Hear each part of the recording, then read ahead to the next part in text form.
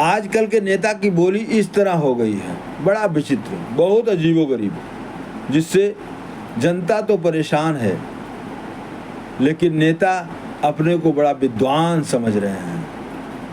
अरे देश की रक्षा के लिए, देश की सुरक्षा के लिए, देश की हित के लिए जनता जागरूक है, जनता समझदार है और भारी से भारी संख्या में लोग निकलकर मतदान कर रहे हैं। देश की हित के लिए, देश की सुरक्षा के लिए, देश का नाम विश्व पटल पर स्थापित करने के लिए ऐसे नेता का चुनाव कर रहे हैं। लेकिन कुछ नेता इस तरह बयानबाजी कर रहे हैं जिससे लोग परेशान हैं। तुलसी पावस के समय धरी कोकिला मौन। तुलसी पावस के समय धरी कोकिला मौन। तुलसी पावस के समय धरी कोकिलन मौन।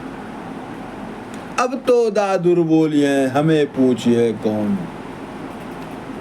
अब तो दादुर बोलिए हमें पूछिए कौन। तुलसी पावस के समय धरी कोकिला मौन। तुलसी पावस के समय धरिन कोकिला मौन। अब तो दादुर बोलिए हमें पूछिए कौन। बड़ी विचित्र बात है। जैसे कोयल के साथ बसंत ऋतु में कोयल की आवाज़ सुनने के लिए लोग उत्साहित रहते हैं, उनकी मीठी आवाज़ों को सुन के लोग खुश होते हैं।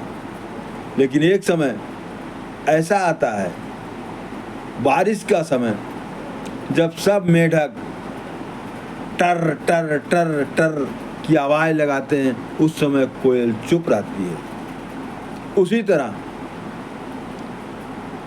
जो साल के 365 दिन जनता के बीच में रहता है, उसको चुनाव के मौसम में टर टर नहीं करना है। और जो बरसाती मेढक जैसे बाहर निकल के टर टर कर रहे हैं, जनता सब समझ रही है, जनता सब समझ रही है। तुलसी पावस के समय धरी कोकिलन मौन। अब तो दादुर बोली हैं हमें पूछिए कौन। तो इसका भाव समझिए, जब मूर्ख बोलें तो शांत रहना चाहिए। चुनाव के समय जनता याद आती है, बाकी 365 दिन गायब रहते हो, यही है।